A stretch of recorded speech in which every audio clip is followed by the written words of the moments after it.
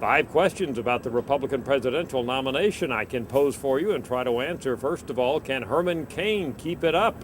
Let's look at his numbers. This is a dramatic increase in recognition for the former CEO of Godfather's Pizza. When we started measuring Herman Cain, his recognition among Republicans was 21%.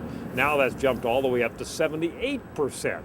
That's the highest gain in recognition for any candidate we have tested all year round. He went from being virtually obscure to now being essentially known to 8 out of 10 Republicans. His positive intensity score, now at 30, that's down a little from the 34 that he had hit last week, but nevertheless 30 is more than twice as high as the positive intensity score for any other Republican candidate.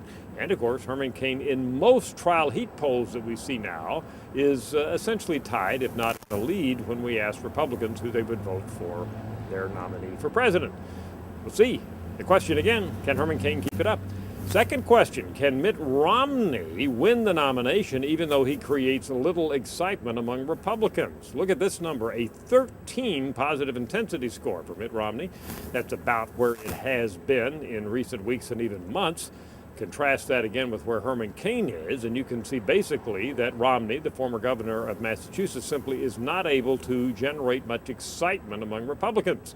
They may like him generally, but when our Gallup interviewers say, do you have a strongly favorable opinion about Mitt Romney, a very small percent on a relative basis say yes. So the question is, can Romney win with a low level of excitement? Of course, we'll wait and see.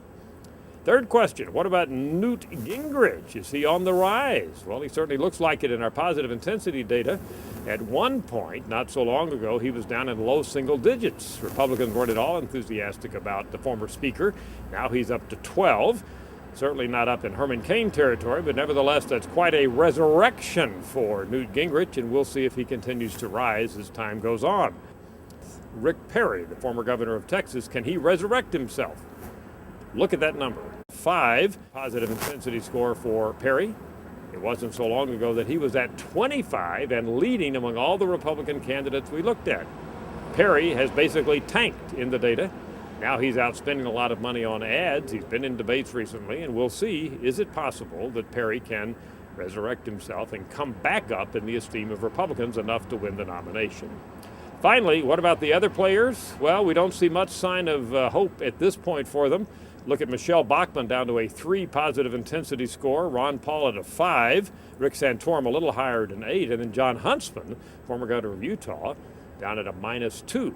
So at this point, based on our intensity ratings, we don't see that any of these 4 are generating much excitement at all.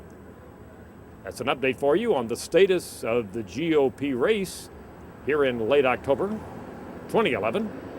I'm Dr. Frank Newport, Gallup Editor-in-Chief.